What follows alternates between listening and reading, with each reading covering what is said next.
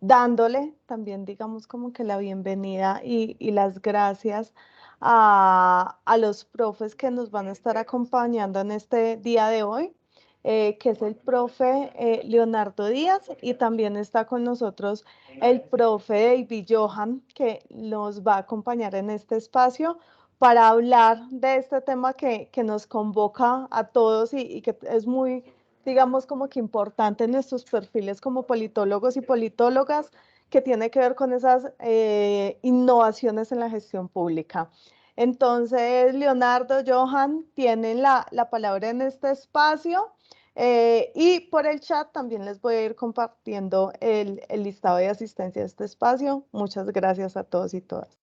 Claro que sí, Vanessa, un cordial saludo, muchas gracias por esta invitación y también a todos nuestros estudiantes de la Universidad Nacional Abierta de Distancia por estar en este espacio tan importante en el que vamos a hablar precisamente de la gestión pública. Allí, por supuesto, también presentarles a mi compañero, amigo y copresentador de todos estos espacios académicos, el profesor Johan Escobar, que nos acompaña, por supuesto, también en este espacio como invitado, por supuesto, y es bastante interesante, dado que Johan, por supuesto, es licenciado en Ciencias Sociales, él también es especialista en Gestión Pública, egresado de la Universidad Nacional Abierta de Distancia, candidato a magíster también en la maestría en Gobierno, Políticas Públicas y Desarrollo Territorial, es nuestro representante docente ante el Consejo de Escuela de la Escuela de Ciencias Jurídicas y Políticas.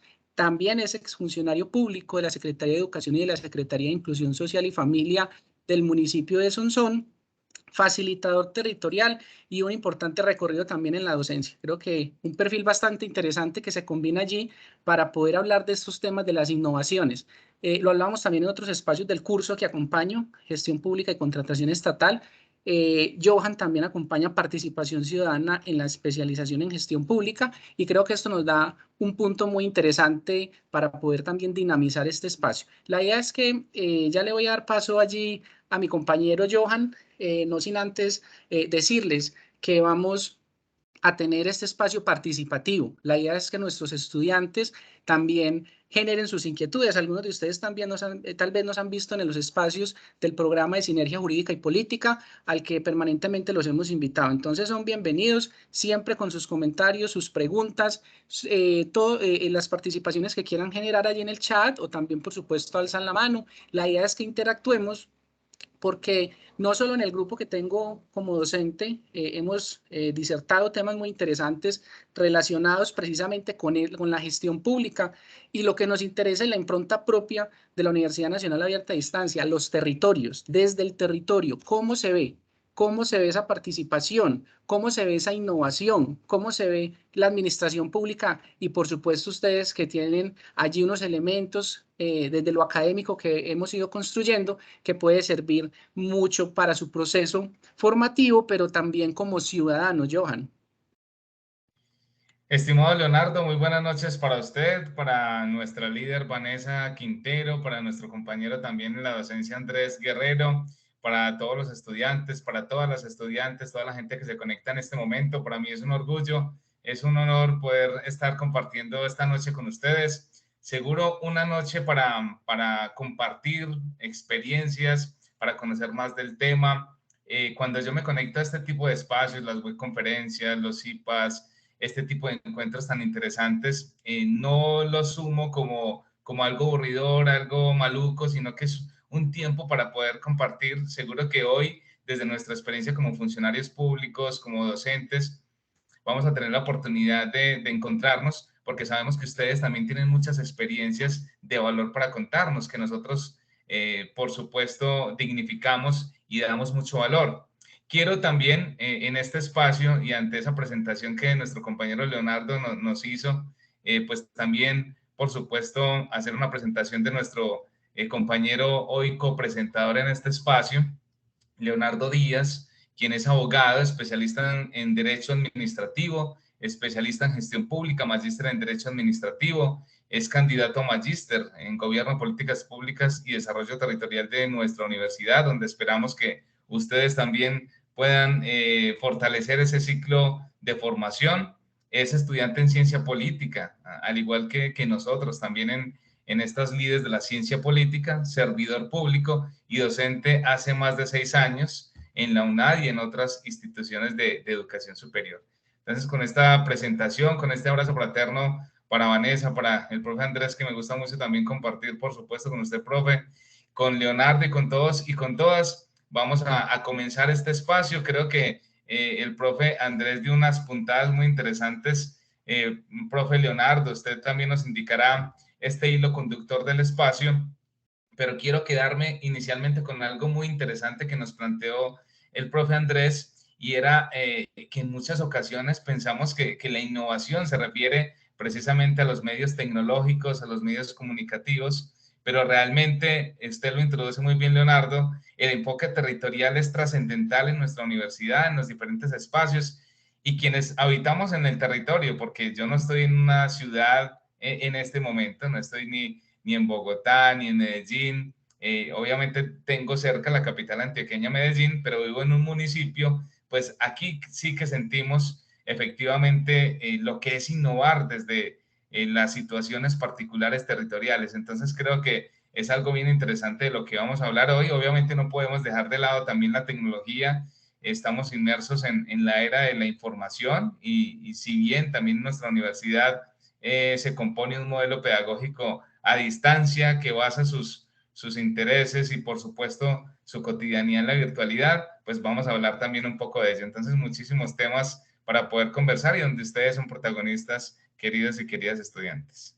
Claro que sí, Johan. Vamos a darle, digamos, dos perspectivas. Recuerden que es importante que ustedes estén participando y, por supuesto, no solamente haciendo preguntas, sino también desde el territorio, como lo ven, desde esa impronta que tiene la universidad especialmente.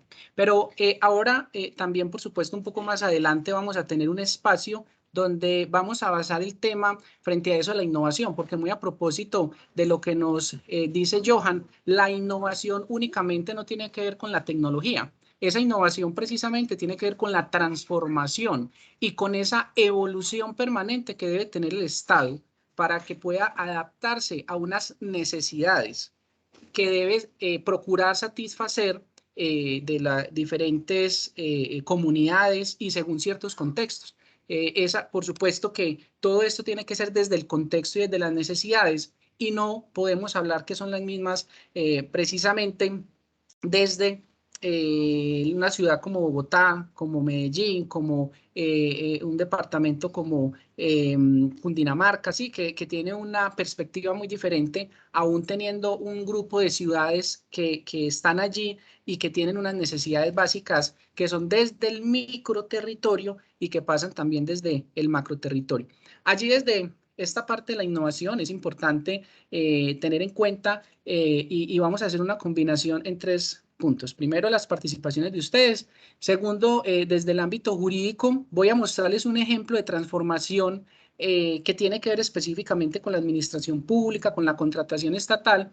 Y esto, ustedes irán, yo sé que con toda seguridad, generando allí muchas inquietudes o muchas opiniones que van a tener frente a las temáticas que se están desarrollando. Luego, Johan también, por supuesto, de su experiencia como servidor público y desde todo ese recorrido en el territorio que ha realizado con ProDePaz, desde el territorio, construyendo con la ciudadanía precisamente, y creo que tenemos dos componentes interesantes. El que vamos a hablar desde la comunidad, que digamos que de cierta forma Johan representa ese grupo importante en todo ese proceder en el territorio, y desde lo jurídico también y desde la experiencia.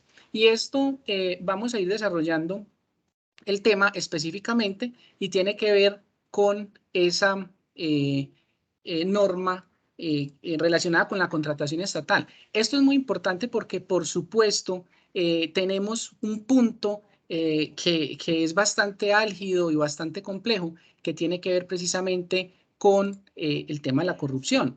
Y esto, por supuesto, que se afecta mucho en la medida que no haya un adecuado desempeño y desarrollo de de la administración pública y de esa innovación.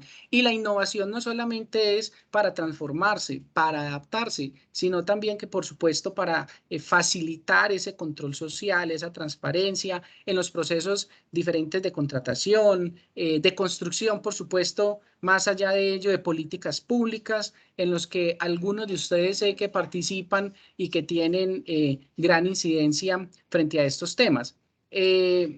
En cuanto a lo que tiene que ver específicamente con la importancia de la innovación en la gestión pública, es importante, vamos a abordarlo en la primera parte entonces, que tiene que ver con la normativa y esos elementos importantes que se organizan allí, luego vamos allí con sus aportes.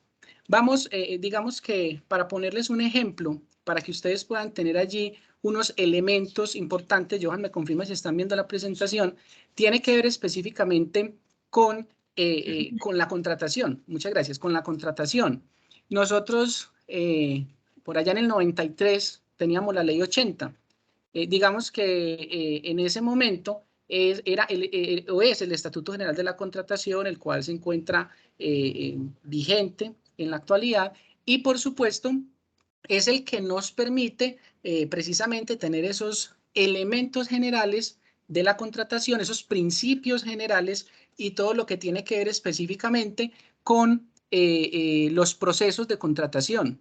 Y la administración pública requiere estas innovaciones y pongamos un ejemplo para que ustedes tengan allí, por supuesto, más elementos para las intervenciones de las cuales queremos tener.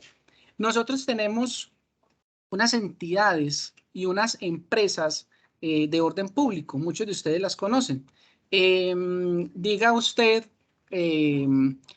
Satena, la aerolínea del Estado, diga usted el Banco Agrario, ¿sí? Y lo hablamos con los estudiantes, que aquí sé que hay algunos de ellos, allí veo a Manuel, y con seguridad hay otros estudiantes que nos están acompañando acá precisamente el curso de contratación. Ellos saben bien esto, importante repasar el tema. Ayer estuvimos en un espacio y es precisamente cómo el Estado debe evolucionar. ¿Y debe evolucionar en qué sentido? El Estado se transforma y pasa de ser un Estado prestador de servicios. Entonces, la aerolínea, el banco, ¿sí? El transporte público en general. Pero nosotros vemos que a través del tiempo, pues existen unas limitantes para el Estado poder generar esas innovaciones porque en muchos casos requieren el recurso económico precisamente para poder mejorar estos espacios o estas transformaciones que se requieren y las innovaciones en el Estado como tal. Entonces, imaginemos por un momento nosotros únicamente contando con Satena, la aerolínea. Imaginemos solamente contando con el Banco Agrario. No diciendo que son malas, ¿sí? Sabemos que tienen una limitante en la prestación del servicio que se debe tener y recibir por parte de todos quienes nos encontramos en el territorio, porque finalmente estos beneficios no solamente gozamos los ciudadanos, sino también quienes están en el territorio pueden usar estos servicios.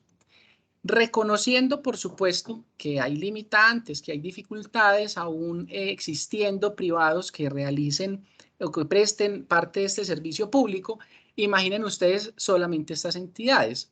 Que digamos que cuál es esa transformación, por decirlo un poco más coloquial, y el Estado lo que evoluciona y dice, hombre, yo no puedo o yo no tengo la capacidad de prestar todos los servicios en el ámbito desde el ámbito público con recurso público y todo lo que conlleve y amerite inversión, todo lo que lleve y amerite la transformación y la prestación adecuada de los servicios que yo como Estado debo brindar. Y de allí es que nosotros encontramos precisamente una evolución de pasar a ser un Estado prestador de servicios por un Estado vigilante y un Estado que garantiza la adecuada prestación de ese servicio que se pretende generar a todos los habitantes de un territorio. Entonces nacen las superintendencias, por ejemplo, de notariado y registro, de transporte, y cada una de estas superintendencias de servicios públicos vienen a generar un punto importante para el control. ¿Y qué es lo que finalmente vamos a buscar con ello?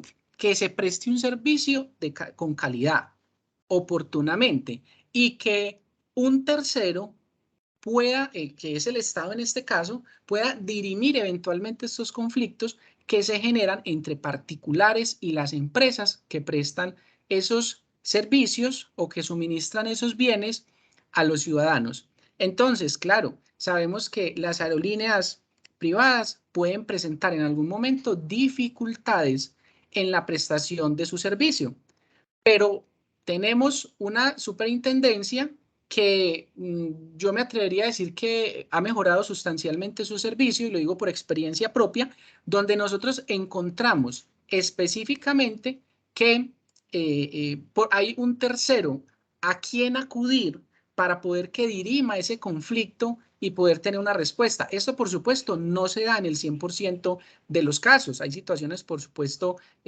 aisladas o específicas que no compartimos, pero es similar, y ya le vamos a dar la palabra en un momento a Orlando, que está alzando la mano, muy importante, van alzando la mano y vamos haciendo las intervenciones, y muy importante tener ese tercero, digamos, que pueda generar precisamente ese acompañamiento, dirimir esos conflictos, similar o quien hace sus veces como los jueces para dirimir ciertos conflictos. En algunas oportunidades, en algunos casos, pues no compartimos, por supuesto, esas decisiones, pero tenemos y contamos específicamente con esa posibilidad que hay allí. Entonces, digamos que vamos avanzando, y conforme van alzando la mano, escuchamos las preguntas o las intervenciones para que continuemos en el tema y, por supuesto, darle paso allí a mi compañero Johan Escobar. Orlando, puedes activar tu micrófono y te escuchamos.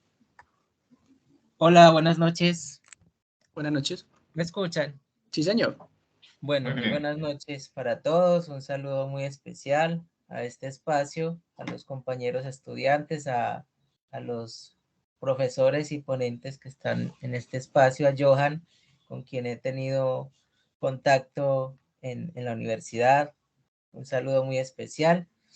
Bueno, frente a lo que mencionan, según lo que yo conozco y apenas pues estoy aprendiendo en este tema de la administración pública, es que la administración pública en Colombia ha venido girando en un entorno muy gerencial, ¿sí? Es como que el modelo que se ha venido aplicando en los últimos 30 años a medida en que se ha venido implementando el modelo neoliberal en el país, ¿cierto?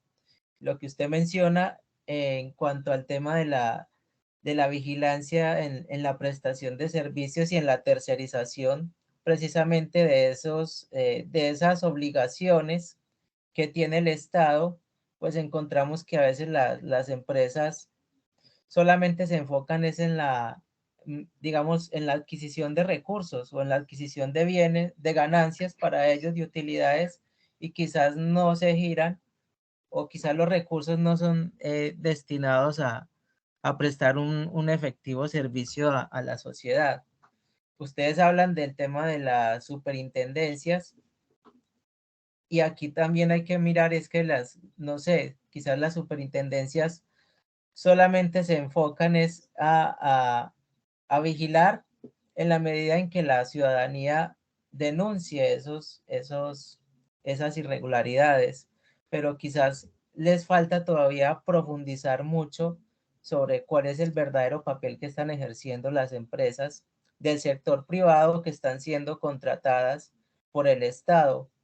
Otra cosa es ya dentro de lo público, también como las entidades de control, la Contraloría y todo esto, también se ponen en la tarea de investigar las denuncias que desde la sociedad se van dando frente a la contratación pública.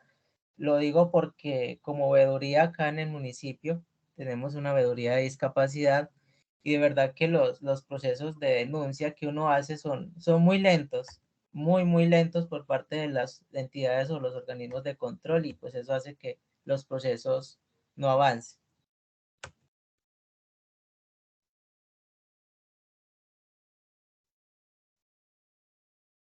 Bueno, Orlando, te agradezco muchísimo esa intervención. Creo que Orlando es un muy buen de ese análisis allí desde el municipio de Salgar, en el suroeste antioqueño. Ha sido un ejemplo también en el pregrado en ciencia política, también en esos procesos de veeduría que desde las personas en situación de discapacidad han hecho una gestión pública innovadora, inclusiva, también desde la pluralidad. Y creo que voy a agarrar un poco, mi estimado Orlando, un poco esas palabras que hablas acerca de la participación en la veeduría. Hoy, cuando entrelazamos precisamente la innovación en la gestión pública y la importancia que representa la ciudadanía para poder llevar a cabo esos procesos de forma activa. Y es que cuando leo, cuando concibo ese concepto de la acción pública, creo que hay muchas similitudes cuando hablamos de la innovación precisamente para la gestión pública. Lo digo porque la acción pública es precisamente ese cambio, esa transformación de condiciones desde el modelamiento de una relación diferencial del el gobierno y quienes representan a la ciudadanía, cuando se trazan un propósito en común. Creo que la innovación en la gestión pública también guarda un propósito en común y es transformar y es mejorar las condiciones precisamente de la gestión pública. Cuando hablamos de acción pública, cuando la introducimos a la innovación en la gestión pública, no podemos dejar de lado la ciudadanía como actor protagónico en ese rol de cambio. Una ciudadanía que guarda unas características importantes, su arraigo, su sentido de pertenencia, el compartir una cultura similar para poder, digamos, hacer mella, para poder hacer también transformaciones consistentes en el territorio. Desde ese punto de vista, creo que nos habla nuestro compañero Orlando de situaciones interesantes hacia la movilización de unas redes ciudadanas para poder fortalecer esa innovación en la gestión pública. Esas redes ciudadanas que por tanto, mi estimado Leonardo, profe Andrés, Vanessa, creo que deben fortalecerse de un lado desde las nuevas tecnologías y desde otro también desde las particularidades del territorio, como bien lo puede vivir Orlando allí en el suroeste antioqueño, como lo puedo vivir yo también en el oriente. Lo importante es constituirlas. ¿Cuáles son esas características básicas de las redes ciudadanas de las cuales estamos hablando para una gestión pública efectiva? Una innovación y unas redes ciudadanas que en el caso de las ciudades particularmente pueden hacer uso de las TICs para poderse comunicar, acercar los ciudadanos, poderlos comunicar entre sí. Y obviamente en los territorios que no tienen esas particularidades es entrelazar, estrechar lazos para poder fortalecer una comunidad que puede innovar desde la gestión. Yo creo que acá empezamos a introducir elementos importantes. Ya Leonardo nos hace una introducción también desde el marco normativo y vamos entrelazándolo con la participación. Y creo que ese primer elemento de la participación que quiero mencionar, Leonardo, es el establecimiento de unas redes ciudadanas efectivas para poder innovar. Yo considero que es un primer elemento, un primer escollo que debemos de abordar para desde allí entonces abrir campo también a esta conversación que nuestros estudiantes están también generando y estos conocimientos desde una innovación de la gestión pública diferencial, mi estimado Leonardo. Claro que sí, Johan, muy interesante. Orlando allí, nuestro estudiante del pregrado de Ciencia Política, muy activo, muy juicioso allí en todas estas actividades y muy inquieto en ese tema también social, plantea un tema muy interesante que es importante que nosotros tengamos en cuenta y es, él planteaba dos asuntos, que es esa utilidad que tiene la empresa como tal y la segunda es esas denuncias ante los entes de control y esa agilidad en la respuesta. Creo que son dos puntos importantes que él plantea allí que podemos conversar un poco de ello. Luego continuamos, porque más adelante vamos a ver que en la evolución en tema relacionado con el tema de la contratación estatal, con la ley 1150, vamos a encontrar precisamente varios elementos. Entre ellos, precisamente esa capacidad de acción de los organismos de control como la Procuraduría, la Contraloría y la Fiscalía. Pero allí, digamos, para conversar un poco el tema que plantea Orlando, tiene que ver específicamente digamos que el Estado debe entrar a regular, por supuesto, las situaciones y a moderar cuál es, en el marco y en las palabras que él lo plantea, esa utilidad o esa ganancia que tienen los particulares. Pero sabemos que no es un secreto que detrás de la inversión precisamente privada, pues naturalmente hay una intención de utilidad que se tiene que generar. Les voy a poner un ejemplo desde la administración pública de un tema que discutíamos ayer o que disertábamos ayer en el curso de gestión pública y contratación estatal. Un particular propone un proyecto donde considera que con este se solucionan los problemas, a un problema que tiene el Estado, un problema. Entonces un particular dice, el Estado tiene un problema y ese problema consiste en la deficiencia en las cárceles como tal, ¿sí?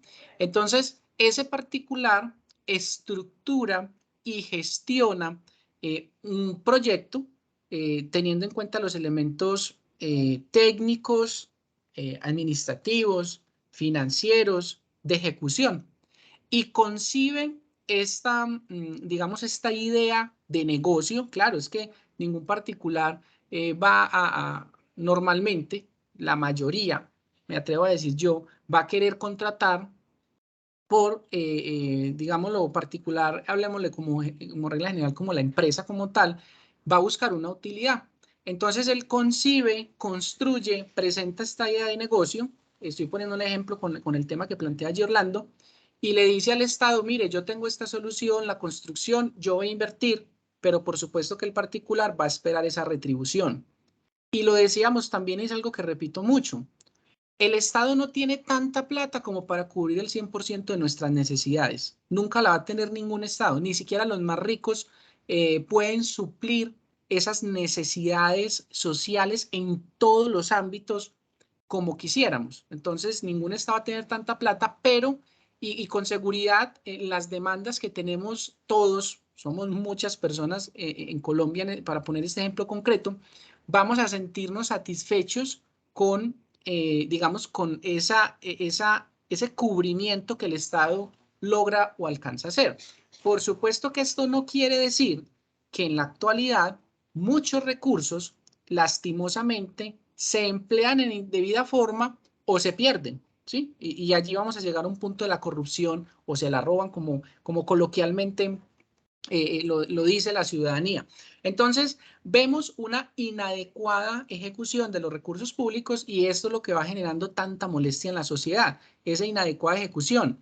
Pero hay otro tema específico que afecta mucho las administraciones municipales y Johan nos profundizará un poco de eso para poner el ejemplo de su municipio Sonsón, que lo conoce a profundidad, que es un líder innato allí social también, por supuesto, y que sabe que esta es una de las dinámicas y es precisamente la capacidad de gestión de los gobernantes. Porque un municipio, ustedes saben que la mayoría de municipios en Colombia, estamos hablando de que son quinta, sexta categoría, por supuesto tienen entonces un presupuesto muy pequeño, por decirlo así, frente a presupuestos como puede tener Bogotá, Cali, Barranquilla, Medellín, las ciudades principales y capitales. Sin embargo, cuando un gobernante ejecuta en debida forma, no solamente es gastar o invertir el recurso que tiene disponible para su municipio, para sus habitantes, sino también cuál es esa capacidad de gestionar recursos, no solamente en el ámbito departamental, sino en el nacional y en el internacional, que hay numerosas entidades que generan esa inversión. Entonces, frente a esa utilidad, en la medida que los gobernantes puedan hacer una muy buena gestión en todos los niveles, el gobernador, por supuesto, en el nivel nacional e internacional, se va a ver ese efecto por supuesto, en la gestión, pero esto también va a impactar, para volver a la pregunta de Orlando, en esos elementos que encarecen, por decirlo así, la prestación de algún bien, de algún servicio o la adquisición de algún bien. Entonces, allí también los gobernantes tienen esa responsabilidad. Si no se centran en la gestión, en apuntar y en atacar estos elementos, vamos a tener desproporciones en lo que plantea Orlando, que son esos costos o ese impacto que se ve de forma directa en nosotros los ciudadanos. Ahora, frente a lo que tiene que ver con lo relacionado con la respuesta de los entes de control. Sí, es muy recurrente en diversos casos. Se ha trabajado digamos, en mejorar esto, pero precisamente esto lleva a que es necesario la innovación y la transformación y el mejoramiento, porque es que en la innovación también va a recibir un servicio con calidad por los ciudadanos. Y les pongo un ejemplo que siempre lo pongo porque es muy evidente, porque todos nos vimos beneficiados y nos veíamos afectados por ello. ¿Recuerdan ustedes qué había que hacer para sacar o que nos entregaran o que nos expidieran un certificado de la Procuraduría, de la Contraloría y el pasado judicial? Son los tres mejores ejemplos que hay de lo que era antes y lo que una transformación y una innovación en algo tan sencillo nos puede facilitar la vida. Entonces ustedes veían que había que hacer una fila, teníamos que pagar, teníamos que adquirir que nos entregaran el documento, y si lo usábamos no nos servía una fotocopia. Entonces eso generaba reprocesos, sobrecostos. Recuerden ustedes que hubo una ley antitrámite precisamente para facilitar a la ciudadanía el acceso a los diferentes servicios que presta la administración pública. Lo mismo era con la Contraloría y el pasado judicial, ni se diga, las filas complejas e interminables para poder alcanzar ese documento, incluso para temas tan elementales como poder trabajar o poder hacer otro tipo de actividades. Esto, aunque ya lleva un tiempo operando allí y presenta algunas veces intermitencia por alto tráfico en la página, creo que nos facilita, y es uno de los mejores ejemplos de cómo la administración pública puede hacer gestiones específicas para facilitar el acceso a los servicios de la administración pública. Ahora, pongo un tema sobre la mesa. Que sé que muchos de ustedes pueden ser de Bogotá, lo que está pasando con los impuestos allá. La situación que se está generando digamos, no lo digo de una forma crítica, negativa ni positiva, sino que simplemente planteo el tema, y es lo que se entiende procurar una innovación en la prestación de ese servicio que genera unos traumatismos. Digamos que en muchas oportunidades cierta tolerancia, quienes sean técnicos o profesionales en ingeniería, en sistemas, en programación, saben que hay cierto lapso, digamos, de funcionamiento al 100% de las plataformas cuando se implementan, pero digamos que en el fondo la finalidad que se observa allí precisamente este proceso es poder mejorar ese acceso, aunque se han hecho pues algunas críticas que han dificultado precisamente ese acceso a ese servicio que en teoría se prestaba bien, pero las explicaciones que se brindan frente a ello es que había una plataforma vulnerable frente a la información de los contribuyentes. Entonces, digamos que es un tema no más que les muestro que está en proceso, y también, por supuesto, lo que tiene que ver con estos ejemplos puntuales que nosotros estamos planteando referente a la administración pública. Es importante allí entonces, previo a continuar con ello, escuchar allí a Johan frente a lo que concierne a estas evoluciones precisamente de las innovaciones que se dan desde el territorio, Johan. Claro que sí, Leonardo, y precisamente en ese hilo conductor, y si utilizamos también las nuevas tecnologías, porque usted acaba también de mencionar cómo también han facilitado desde el ejercicio de la innovación para las veedurías, de hecho también desde la innovación en la gestión pública, uno de los propósitos fundamentales es que se acerque la ciudadanía a esos propósitos y procesos de gobierno. Ustedes han visto que precisamente algunos mecanismos de participación diferentes al voto, ¿cierto? Reconocemos muchos otros mecanismos desde el cabildo abierto, también acciones que se pueden hacer desde la rendición de cuentas, desde la generación de transparencia en torno a la administración pública, también han evolucionado en poder garantizar a través de las páginas, a través de los portales, accesos donde la ciudadanía puede conocer de primera mano la inversión que se ha tenido sobre los aspectos prioritarios de inversión en el territorio. De hecho, pues es muy importante que la ciudadanía se empodere como tal del reconocimiento de cada uno de estos valores, porque ese es nuestro ejercicio precisamente ciudadano, y eso nos lo han permitido también estas nuevas redes, las nuevas tecnologías, desde el poder dimensionar en esos procesos de informes de gestión que se han podido realizar también a través de medios virtuales, a propósito de muchos de los escenarios presenciales que tuvieron que ser clausurados, aplazados por la pandemia que vivimos y que, digamos, posibilitan la interacción entre la ciudadanía y el gobierno. ¿Qué es lo importante?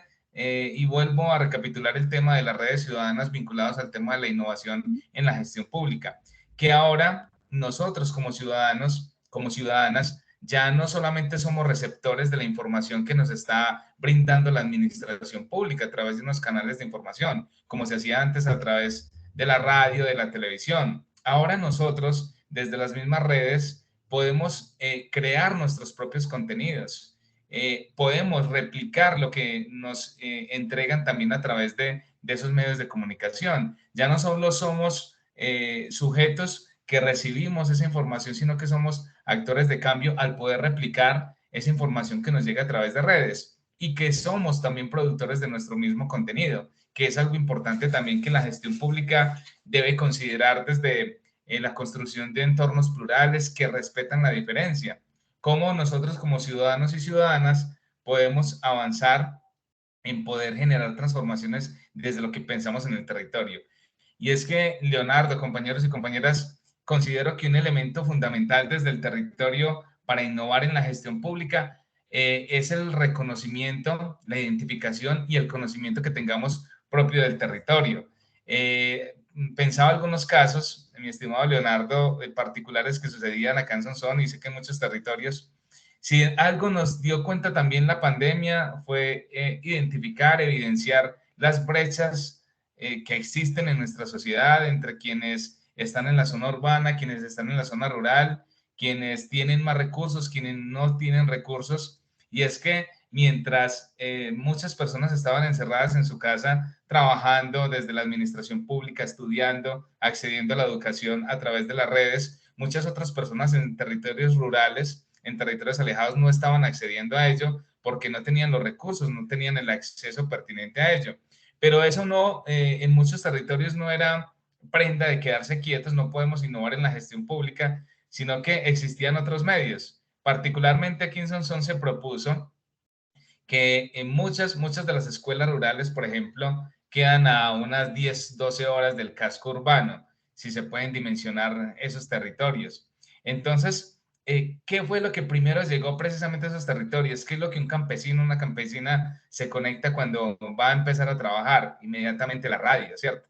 Medios convencionales que tal vez no son lo último en la tecnología, no es la internet, no es la computadora, pero sí son medios a través de los cuales podemos innovar. Entonces, muchos de los niños y niñas les entregaban una cartilla en las secretarías de educación, niños que tenían que acompañarse con los padres que no sabían leer, que eran analfabetas y que no podían tener un acompañamiento pedagógico, pero era la radio, el medio privilegiado para poderles llegar con esos discursos, con esa pedagogía, con esa educación, y creo que ahí se acierta desde la gestión pública a partir de reconocer las potencialidades de nuestro territorio y de la gente. A ver, ¿qué pega en la vereda Río Verde? Ah, no, allá coge tal y tal emisora. Entonces, como funcionarios públicos, debemos reconocer esas condiciones, porque también cuando fui secretario de Educación aquí en el municipio de Sonsón, en cierta gobernación de paso, nos enviaron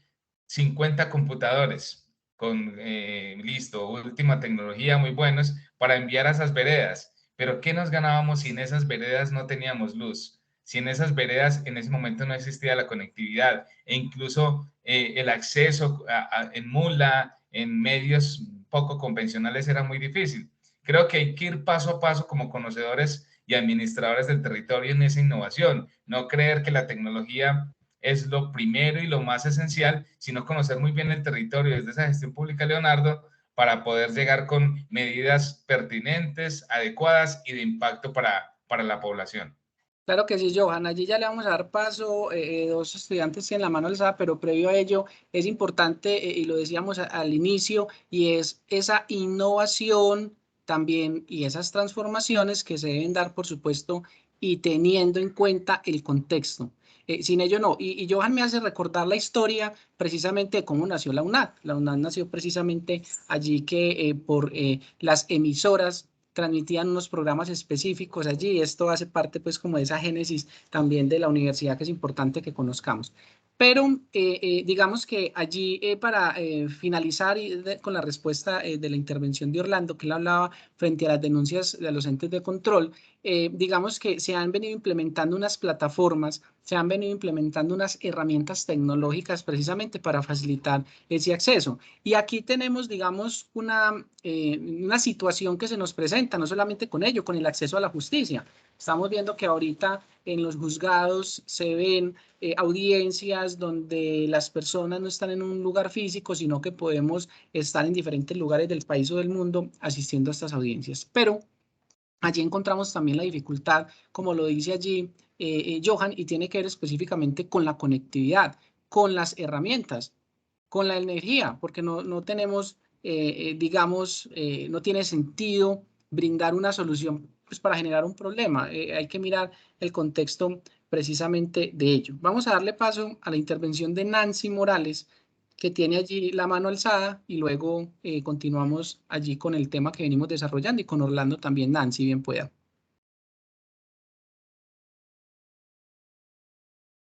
Yauras mission mailando gucha pishin de mawa arunja. Rube mayangen un guachin rabio lutraniwan. Buenas noches para todos y todas. Soy estudiante de Ciencias Políticas, soy de la comunidad indígena Misami Sagre Silvia Cauca. Mi aporte o mi desilusión social que he tenido en este país centralizado es que yo vengo del Cauca y es un, ¿cómo se puede decir? Es un departamento abandonado. Hemos tenido gobernantes, inclusive presidentes, y sin embargo así, pues yo me siento en un país, en un departamento abandonado. Mi pueblo es Silvia Cauca. En el 2015 se declaró en quiebra, entonces no sé, ahí hablando de la corrupción, no sé si como es un país centralizado o los recursos siempre van como a la capital o como a las grandes ciudades. Entonces yo creo que este auge, esos temas económicos centralizados creo que deben llegar a los territorios, así como todo el mundo pagamos impuestos y todo el mundo, así que no nos obligan a pagar, pero nos sacan por la derecha en la compra de algún alimento. Entonces, de esa manera, pues nosotros también todos contribuimos, sino que yo creo que hay mala distribución de los recursos económicos. Uno. Dos, estaban hablando de la educación también. Ahorita en pandemia, por lo menos vi situaciones en mi territorio donde los profesores decían, no, en este tiempo tienen que tener un teléfono inteligente mínimo, de pronto hacer una recarga. Los niños que estaban estudiando bachillerato en 11 de bachillerato mandaban o enviaban trabajos así. ¿Y cuál fue el resultado de los puntajes del IFEX? Son bajitos. Entonces, no tienen acceso a internet, nos abominean todo lo que es cableado o todas las infraestructuras sistemáticas. Entonces, yo creo que ese es uno de los puntos a discutir y que pues yo no estoy conforme con esa situación. Y así como mujer MISAC, pues yo creo que hay que ir hablando de estos temas en estos escenarios y no quedarnos callados, y tampoco pues sabiendo que es parte de la sociedad y somos parte de la sociedad y también tenemos derecho a salir adelante. Eso sería como mi punto de vista. Muchas gracias por la oportunidad y feliz de participar en estos eventos.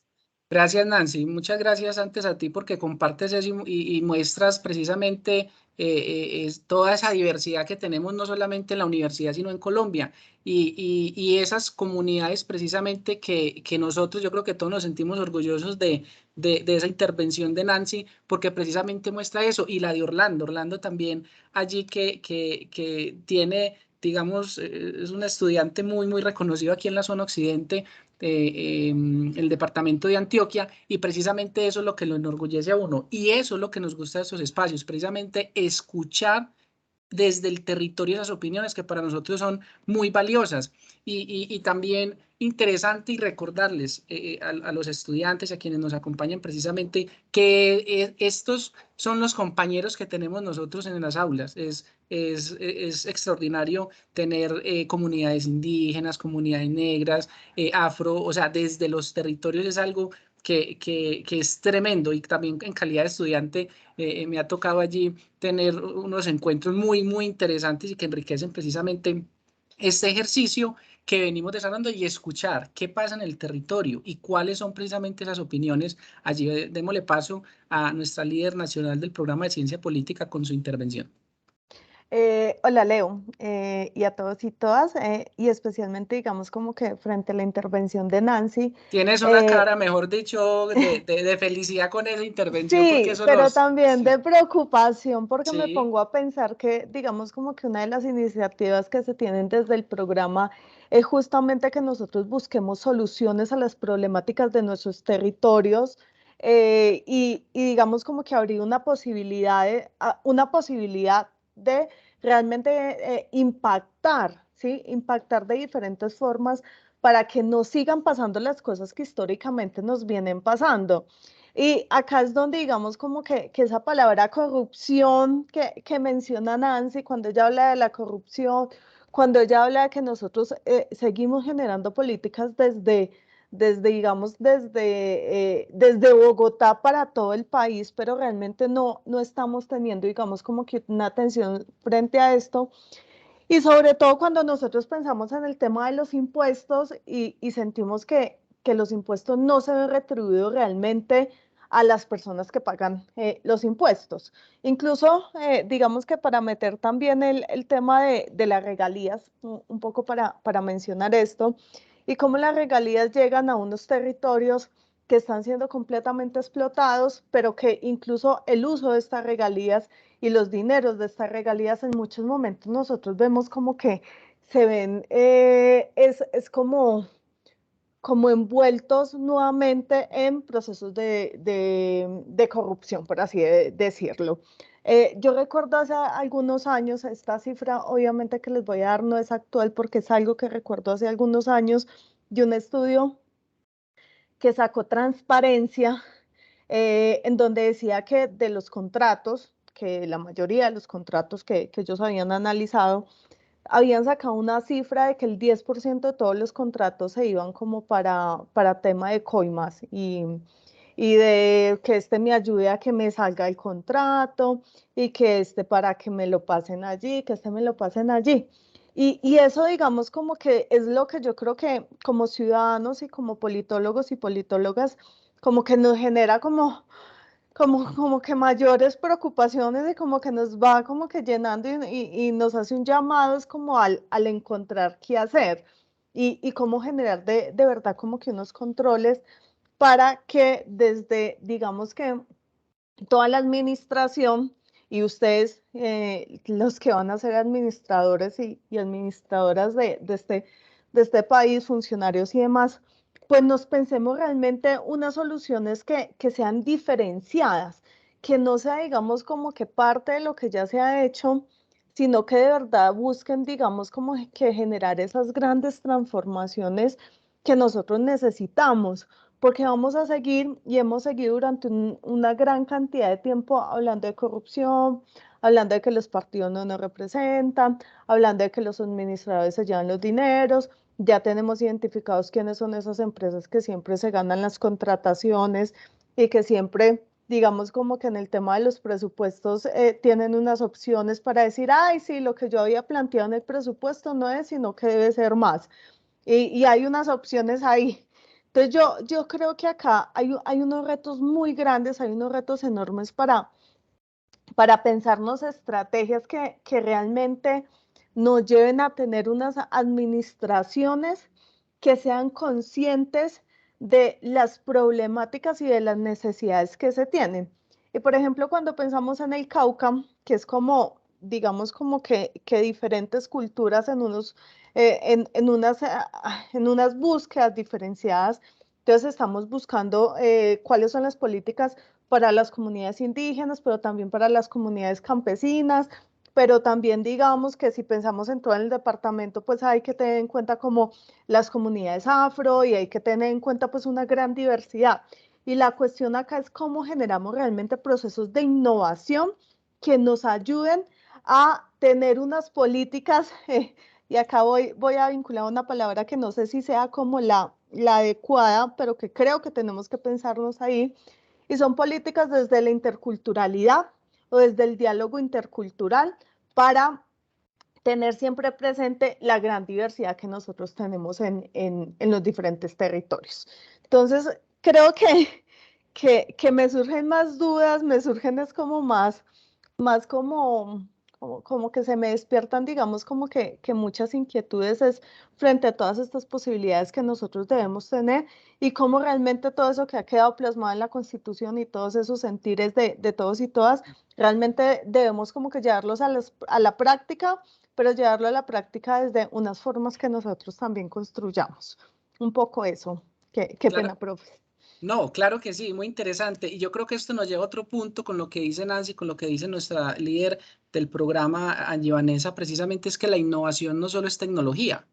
La innovación es cómo voy a evolucionar y cómo voy a generar elementos de inclusión donde todos quepamos, donde todos tengamos una voz, donde todos tengamos un aporte, porque precisamente pues Colombia es diverso y necesitamos, porque todos, yo creo que de los diferentes contextos, pues todos buscamos el bienestar, o la mayoría buscamos el bienestar general y cómo todos esos elementos, todas esas acciones, esas inversiones, esas políticas precisamente dan alcance a todos y todas con esa diversidad.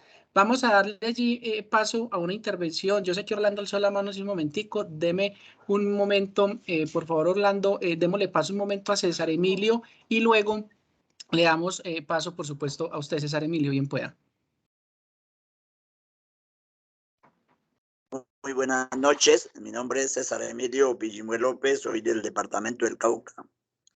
Pertenezco a un consejo comunitario, Comunidad Negra. A ver, yo pienso que escuchando a los demás compañeros y tutores, la innovación y todo también parte desde los principios del ser humano. ¿Por qué razón? A veces como caucanos pensamos que de arriba, como lo decía la profe, es que implementan políticas contrarias a los pueblos, ¿no? Y yo pienso que también es parte de los liderazgos que se forman desde las regiones. ¿Por qué razón? Porque si vamos a la realidad y a la historia, pues sabemos que el departamento del Cauca es uno de los departamentos donde más presidentes le ha aportado a Colombia. Y uno mira esos atrasos. Entonces, desde mi punto de vista pienso, y desde mi región a la cual yo pertenezco, como comunidad negra y todo, yo creo que hay que partir desde esa base, ¿no? Desde qué líderes formamos y cuál es la misión y la visión a la cual es, como se dice, impulsamos a que sea la representación de nosotros en todos los escenarios, pero realmente eso no se refleja. Una cosa es la que se dice en los territorios y otra cosa es lo que muestran ante la opinión pública en defensa de los pueblos. Nosotros acá, yo soy de un municipio Morales, ribereño al río Cauca, donde hay una represa construida, y creo que eso nos ha hecho pensar. De pronto pensamos en los impactos de las multinacionales, de que ha generado desplazamiento, conflicto y todo, pero no miramos otros puntos de vista que también esa representación nuestra también puede ayudar a defender esos derechos y esos intereses de los pueblos a través del poder legislativo, de las cuales nosotros tenemos representación en el Congreso de la República. Muchas gracias. Muchísimas gracias a César. Creo que son intervenciones muy especiales las que nos comparten. Creo que nosotros tenemos el rol de docentes, de tutores, de acompañar este proceso, pero experiencias valiosas seguro que cada uno y cada una de ustedes tienen. Y creo que las experiencias que nos vienen desde el departamento del Cauca a nosotros que estamos aquí en el interior, son ejemplo de lucha, de resistencia, y creo que es muy interesante valorarlo. Y me voy a permitir también brindarles una acción innovadora. Antes ya vamos también en un momento con la intervención también de Orlando. Les recuerdo la importancia, ya está en el chat, de llenar la asistencia de este espacio, por favor. Es muy importante para nosotros que ustedes registren estos datos. Quiero brindar una acción innovadora que tal vez César y también en ese momento especial Nancy Morales nos mencionaba frente a la distribución de los recursos. Y creo que cuando juntamos la innovación en la gestión pública y la juntamos también con esos principios de los cuales habla César, que es importante en la inclusión en el territorio, hay una herramienta como los presupuestos participativos que en muchos territorios la realizan, en otros tal vez no. Es complicado porque bien sabemos que desprenderse de los intereses particulares en nuestro país cuesta mucho. Y en ese sentido, quienes deciden sobre el ordenamiento del territorio y la priorización de los recursos económicos, pues en muchas ocasiones son solamente los gobernantes sin tener en cuenta esa participación ciudadana. Pero una herramienta de la gestión pública innovadora definitivamente que se puede realizar es los presupuestos participativos. ¿Cuáles son esos presupuestos? Son esos encuentros entre el gobierno y la ciudadanía donde se priorizan las inversiones que se van a tener sobre el territorio. ¿Y quién mejor que la ciudadanía, quien conoce efectivamente las necesidades y las potencialidades del territorio? Conozco un caso particular, quienes son aquí del departamento de Antioquia, en el municipio de Marinilla, por años se ha realizado en la asamblea constituyente, un espacio donde el alcalde visita este espacio de la Asamblea Constituyente que está dividido por diferentes comisiones y allí priorizan qué se va a hacer en cada uno de los sectores. Hay un presupuesto ya destinado y el barrio, el territorio en particular, en compañía, precisamente esa Asamblea Constituyente dice, el barrio X lo que necesita en este momento es el mejoramiento de su malla vial. Lo que necesita esta comunidad es la construcción de una zona deportiva, es la dotación de elementos culturales, algo educativo.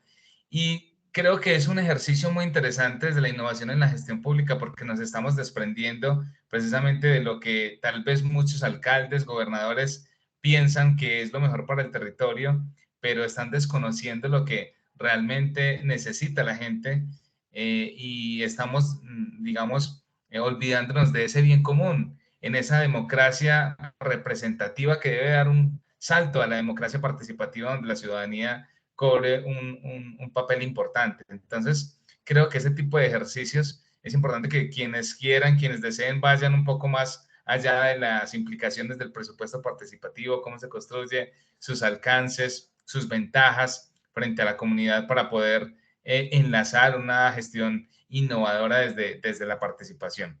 Bueno, Leonardo, ¿le parece si le damos paso también nuevamente a nuestro compañero Orlando? Sabemos que siempre es muy participativo, seguro ahí tiene su participación y sus comentarios nutridos para brindarnos al respecto. Y por supuesto esperamos el de todos y todas en lo que resta también de este espacio.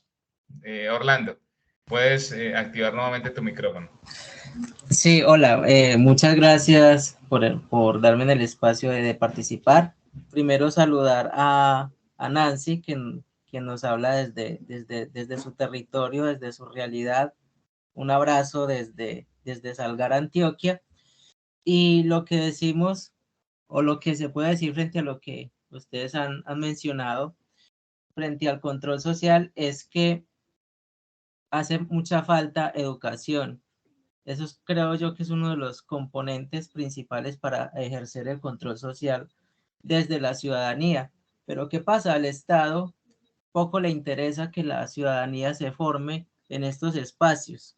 Entonces nos toca a nosotros como sociedad empezar a buscar otras alternativas, otras alianzas con organizaciones, ONGs que nos formen y que nos ayuden a empezar a dar esos pasos que se necesitan para el control social.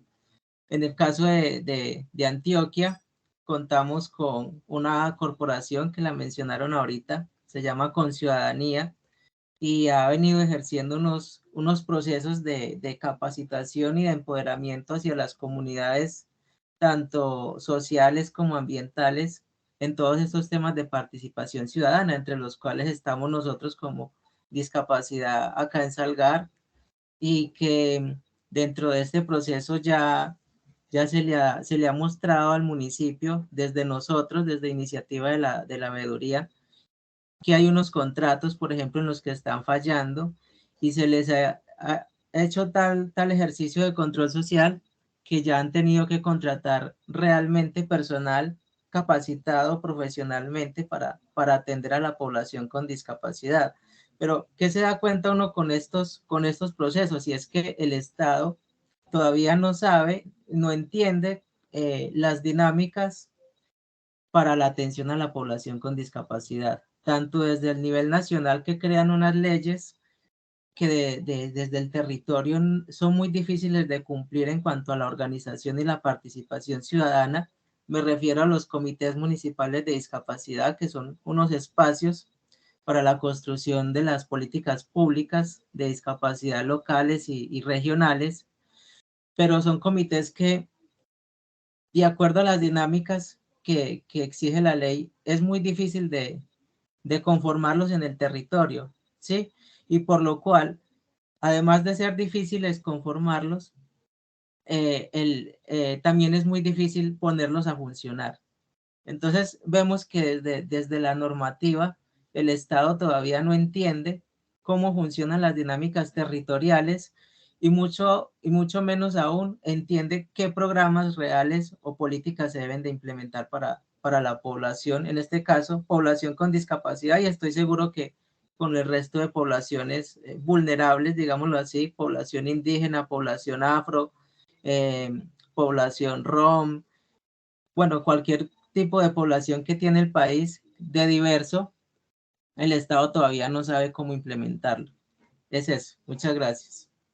Muchas gracias a usted, Orlando, por esa importante intervención. Vamos con una segunda. Allí que está nuestro estudiante Víctor Hugo Ayala, puede activar su micrófono y le escuchamos su intervención.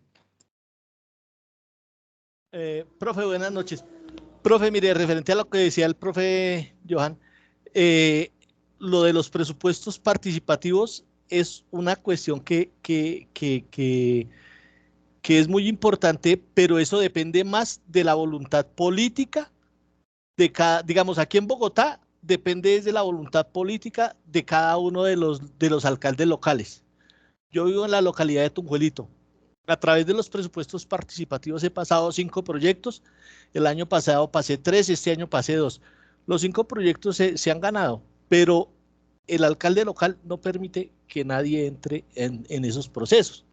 ¿Por qué? Porque los ediles ya tienen sus fundaciones y son los que ejecutan los proyectos, ¿sí? Y ahí en ese momento es donde se pierde, digamos, toda digámoslo así, la buena intencionalidad de esos procesos, ¿sí? Uno de los procesos de los proyectos que presenté fue uno que se llama La Danza como Territorio de Paz, que es para minimizar los conflictos en los colegios distritales de aquí en Bogotá. Pero desgraciadamente, y se lo decía yo al alcalde, en este proceso va a pasar lo mismo de siempre. O sea, llegan los contratistas, ellos no miran realmente si se ejecuta o no se ejecuta el proyecto, sino cumplen unas determinadas metas, se llevan su parte y ya queda eso así. Entonces, lástima, porque de verdad los presupuestos participativos es una cosa que es muy importante, que si de verdad se lograra que los mandatarios tuvieran conciencia acerca de eso, seguro que mire, eso sería una cosa. Cuando se llegó a eso, yo pensé que iba a ser una herramienta magnífica para poder trabajar todo lo que son los entornos sociales. Sí, pero no, desgraciadamente eso depende de la voluntad política de cada uno de los mandatarios locales. Muchas gracias, profe. Gracias a usted, Víctor. Sí, usted toca un tema allí bastante álgido, es una realidad, es una situación del pan de cada día del contexto colombiano. Muchas de esas gestiones de lo público dependen de la voluntad del mandatario de paso, lamentablemente esos intereses particulares se sobreponen a los intereses generales y por eso es importante hoy que estamos reflexionando sobre una innovación de la gestión pública también desde los principios, como nos lo decía César. Creo que la formación de base, la estructura de ese funcionario, de esa ciudadanía, juega un papel muy importante a la hora de construir una innovación en la gestión pública. Y si la ciudadanía precisamente sigue fortaleciendo sus procesos de veeduría, desde esos mecanismos de participación, desde los espacios establecidos, logramos mejorar pues esos indicadores, y bien sabemos que no es fácil, como nos lo cuenta Víctor, que es una experiencia maravillosa lo que nos estás contando. De esos proyectos suenan una cosa maravillosa de lo que nos estás diciendo, de cómo a través de la cultura se construye paz. Sabemos que ustedes tienen 1000 de experiencias al respecto, es lamentable que no se pueda cumplir en el territorio. No sé pues cuántos años, cuánto tiempo tenga que transcurrir, pero lo cierto es que estos espacios desde la academia, desde la reflexión, sirven a ello, y seguro hoy muchos compañeros, compañeras que estamos entrelazando este territorio colombiano, pues estamos sensibles frente a ello, y que coayudemos a esa co-construcción del territorio desde estas apuestas innovadoras. Son algo único, son algo posible que estamos transformando en el día de hoy. Un poco como para cerrar esa intervención, agradeciendo por supuesto lo que tanto nuestro compañero Víctor como Orlando, allí en esa formación de Conciudadanía, de ProDePaz, organizaciones que en el oriente y en el sureste antioqueño están brindando para la formación inclusiva. Entonces, conclusión interesante también allí: la innovación en la gestión pública debe ser incluyente, plural y respetuosa de la diferencia, mi estimado Leonardo. Claro que sí, Johan, es muy importante precisamente esa pluralidad y permitir esa participación de todos y todas en estas construcciones, por supuesto, que tienen que ver. Allí, continuando un poco, frente también a lo que nos decía Nancy, y frente a esto que tiene que ver, por supuesto, la corrupción, hay un ejemplo muy reciente que no sé si ustedes escucharon y vieron un poco y leyeron un poco de ello, que tiene que ver con algo que sucedió recientemente en la DIAN. Y es precisamente, allí instalan un software tipo virus, pero intencional, para verificar y hacer un seguimiento a las actuaciones de los funcionarios, y encuentran digamos, unas situaciones sospechosas que arrojan unas alertas, y llega un punto específicamente que tiene que ver allí con detectar incluso un detrimento bastante importante con una empresa en Barranquilla, según la información que se suministra. ¿Cómo lastimosamente se encuentran esas situaciones que van a generar allí dificultades en la administración pública, detrimento patrimonial, corrupción? Pero debemos tener en cuenta algo que es bastante importante. Recuerden ustedes que la corrupción, pues en primer lugar, no solamente se da en las entidades públicas, sino también, por supuesto, en las privadas. En esto hagamos una pequeña distinción para que diferenciemos muy bien lo que tiene que ver con el sector público y el sector privado. Como ustedes lo pueden ver allí, bueno, digamos que lo que llaman la gran transformación que se dio en la contratación pública se da con la ley 1150 del 2007. Digamos que la ley 80 está un poco rezagada a unos viejos procesos. De hecho, se consideraba casi que la ley 80 era la excepción por unos vacíos normativos que existían. Y el Estado construye, conforma, promulga esta ley, y precisamente procura hacer un ajuste. Y procura hacer un ajuste porque la ley 80 muchas veces, esa ley de contratación no se hablaba con la ley de presupuesto.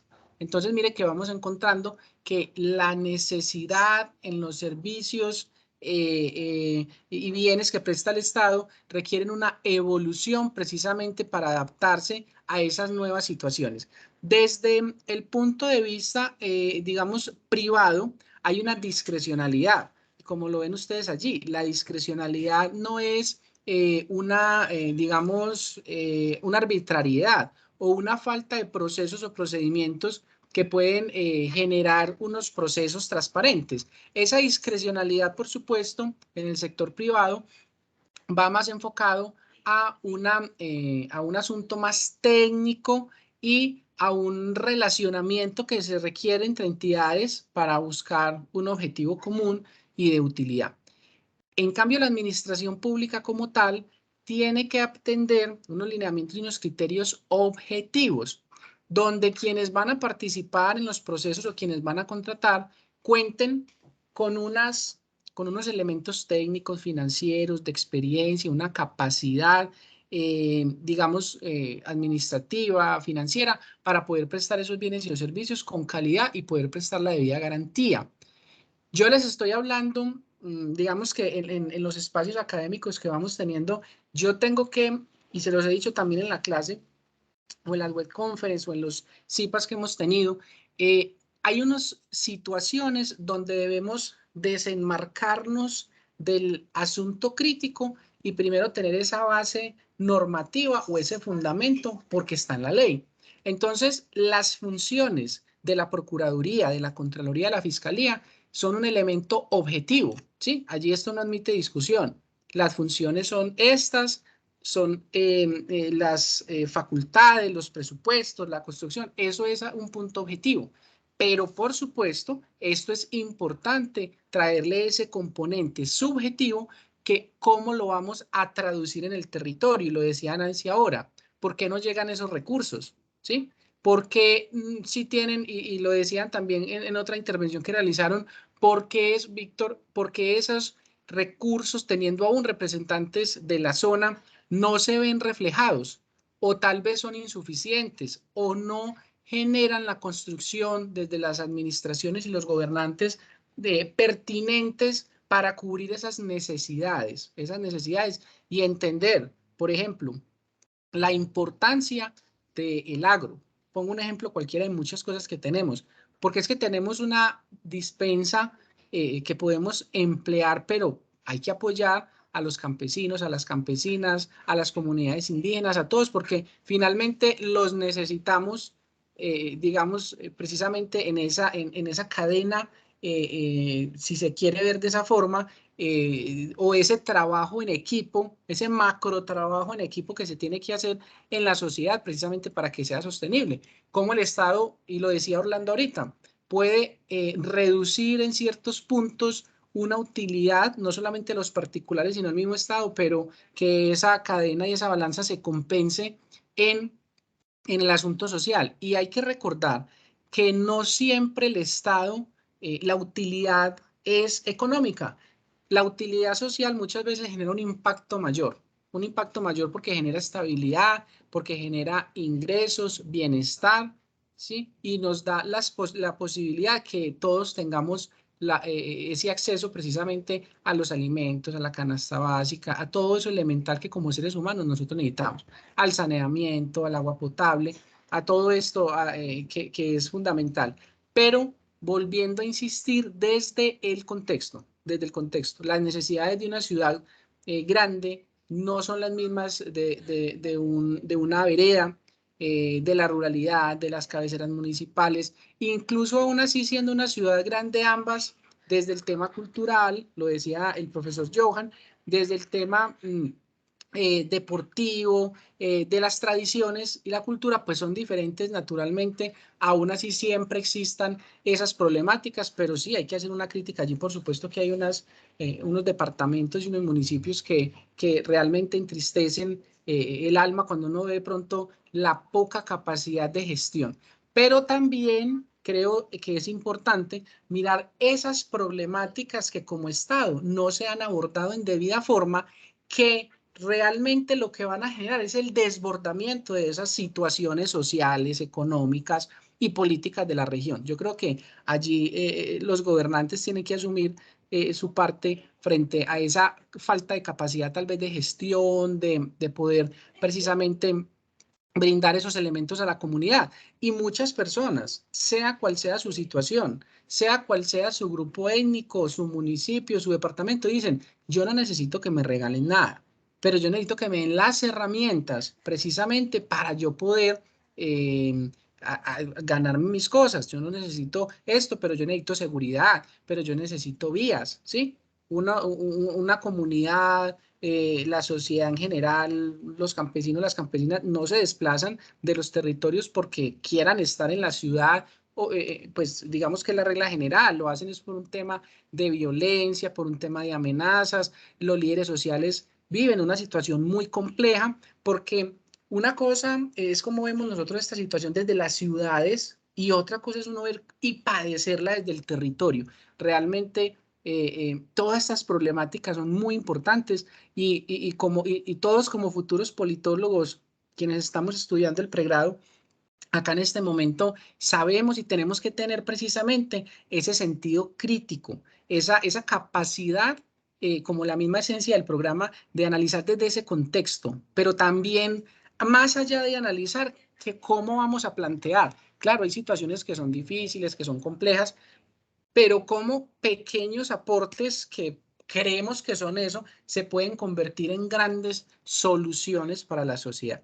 Entonces, esto, digamos que frente a la administración pública. Y muy rápidamente, para ir finalizando este espacio, que sé que están cansados, pero frente a, digamos que a esto, digamos que por primera vez se entiende el concepto de cómo la ley, la 1150 que estamos viendo, se puede ver como un elemento y una herramienta para que se convierta precisamente en ese instrumento para la innovación en la gestión.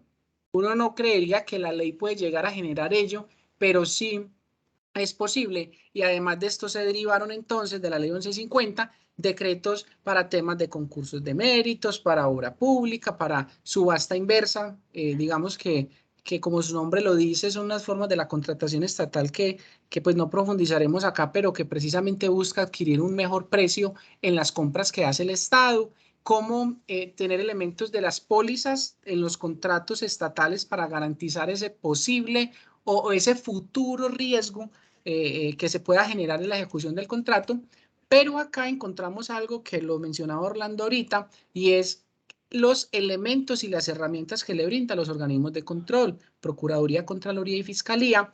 ¿Para qué? Para mejorar la respuesta, que esto complementa la pregunta que hacía Orlando. ¿Cómo paso de ser un ente de control que va a llegar ya al proceso o al procedimiento cuando se generó el detrimento, o más bien cómo la ley, la 1150, me permite prevenir? Y prevenir es que antes de que se materialice el daño, ¿sí?, a la administración pública, el detrimento patrimonial, que se pierdan los recursos, que los ejecuten en indebida forma, ¿cómo puedo hacer como ente de control para llegar allí? Y les dejo una crítica. Yo no sé si algunos de ustedes estuvieron en un espacio que tuvimos en el programa de Sinergia Jurídica y Política, que precisamente hablábamos con un funcionario de la Contraloría de Cali, y él decía precisamente cuáles son esos retos, cuáles son esas transformaciones que se tienen que hacer para el control fiscal. Que esto pase más allá del texto, de la disertación, de los análisis que se hacen, y que se pueda materializar en un real efecto. Ustedes saben, y lo decía nuestra líder nacional del programa de ciencia política, la profesora Angie Vanessa Quintero, ustedes saben que el monto de la corrupción llega a tal punto que casi que si se suprimiera, que eso a veces lo vemos como muy difícil, pero pues, trata de reducirse, pero hay situaciones muy complejas, casi que las reformas tributarias serían innecesarias y este recurso daría un ingreso muy importante. En el ejemplo que les planteaba de la DIAN, que les conté una parte, se trataba de una devolución de un IVA que nunca se pagó por un contrabando en unas importaciones donde cambiaban las marquillas y decían que se maquilaba acá. Eran 11.000 millones de pesos solo en ese acto, en ese presunto acto de corrupción, y que presuntamente los funcionarios de la DIAN cobraban el 7%, los que tienen allí en el proceso, presuntamente, que fueron los que realizaron estas conductas, el 7% de 11.000 millones de pesos. Vayan haciendo más o menos cuentas. Pero casos hay muchos. Casos como el tema muchas veces del programa de alimentación, que es vergonzoso y que es evidente y que salta a la vista, o sea, es muy complejo. Pero en el programa que les venía diciendo del funcionario de la Contraloría decíamos, y cómo es la forma de elegir a los contralores, al procurador y al fiscal. A las mismas altas cortes, cómo se eligen esos magistrados, que ahí es donde voy a dejar la reflexión planteada. Entonces hay sistemas políticos que por votación, pero acá el presidente hace una terna, el Congreso, las altas cortes. Hay intereses, por supuesto. En los municipios trataron de poner en los procesos los personeros en procesos públicos y los contralores. Crítica a los contralores, entonces, claro, consiguen una entidad, no estoy diciendo que siempre, en algunas oportunidades, que lo he visto, cómo se enmaraña esta situación, donde contratan una entidad que es de confianza y es una lista no en estricto orden, no en orden descendente, no, son 3 personas que de ahí se elegirá uno y muchas veces eligen al segundo o al tercero y no al que más conocimiento tiene, por lo menos por la prueba que se le hace a ellos. Eso es una crítica porque finalmente, ¿cuál es la finalidad de hacer un concurso donde tengo una terna pero no elijo al mejor? Y yo lo contaba en clase coloquialmente, pero es cierto, en una entidad pública hacen un concurso y yo soy el primero en conocimiento. Pero en la entrevista soy el peor, claro, necesitaban que otra persona quedara en el puesto que era un concurso extraño porque finalmente no era en carrera administrativa, sino que era simplemente en una provisionalidad, pero ahí es donde uno ve cómo ser el peor en la entrevista, trabajo en equipo, en solución de problemas, y cómo ser el mejor en una prueba no es suficiente, sino que tienen que meter ese elemento subjetivo para poder dar un manejo a lo que desean hacer de pronto en el nombramiento de alguien en específico. Por eso es que, digamos que dentro de las críticas normales que puede tener allí en los procesos, para mí, es mi opinión personal, pues uno de los procesos más interesantes y más transparentes son los que se dan en la Comisión Nacional del Servicio Civil, que se hace un examen y son elementos objetivos. Es el examen, es tu experiencia, es tu formación la que te da la posibilidad de ocupar y en orden ascendente hacen el nombramiento. Lo digo por experiencia propia.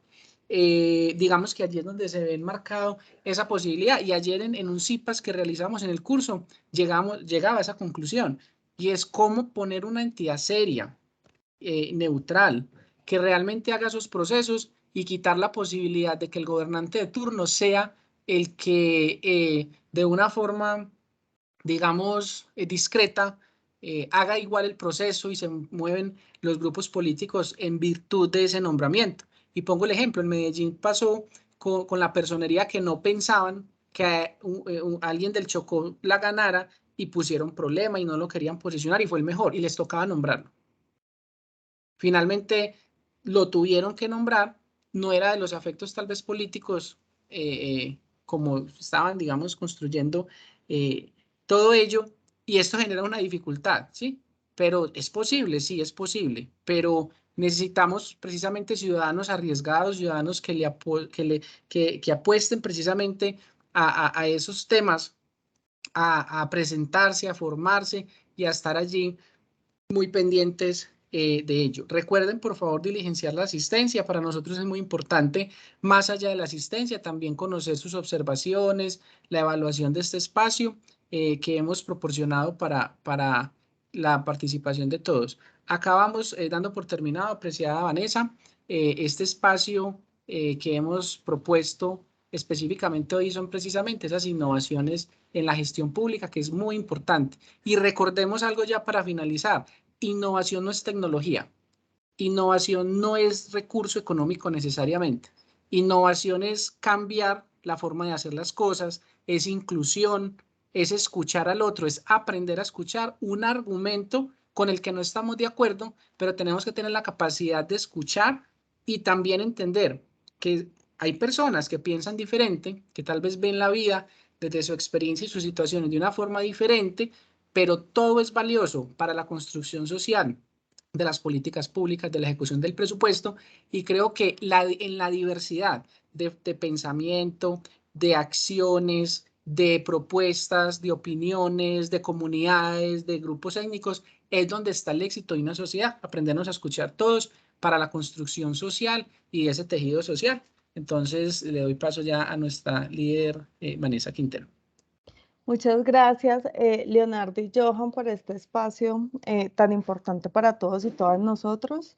Creo que esto, digamos, como que más que responder dudas, nos abre son posibilidades de solución, lo cual me parece muy interesante porque creo que es identificando las problemáticas y buscando, digamos, que desde la experiencia e incluso en ejercicios de diálogo con el otro, es donde vamos a poder dar respuesta como a estas inquietudes o vamos a lograr encontrar esas innovaciones que requerimos.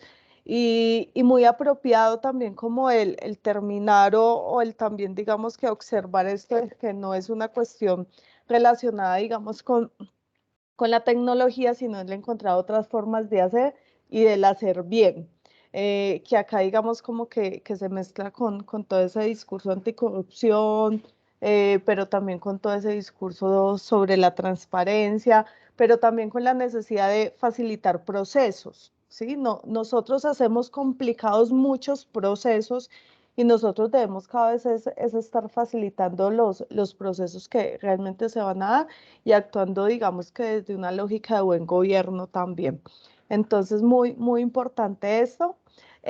Quisiera, digamos, que no cerrar este espacio sin hacer un aviso parroquial, por así decirlo, y es que el día jueves a las 11 de la mañana nosotros vamos a tener un espacio de nuestra cátedra de género, que ya les ha llegado a ustedes la invitación, que ya por ahí a muchos los tengo agendados, hacer un llamado que revisen su correo institucional, porque por el correo institucional nosotros les mandamos muchísima información y los estamos contactando pues para que asistan a los diferentes espacios que tenemos. No olviden, por favor, diligenciar la asistencia. Acá en la parte de arriba de este espacio hay una nubecita que se llama chat y ahí está el enlace de la asistencia de este espacio del día de hoy. Entonces, profe Leonardo, profe Johan, muchísimas gracias por haber estado acá. A todos y todas las profes del programa que también se conectaron, muchas gracias y sobre todo agradecerle a nuestros y nuestras estudiantes que siguen conectándose y siguen tan animados en estos procesos de café político. Y decirles que dentro de 8 días el café político va a hablar sobre el Estado Social de Derecho. Vamos a tener un invitado desde la zona centro Boyacá para que se vuelvan a conectar. Y un abrazo a todos y todas.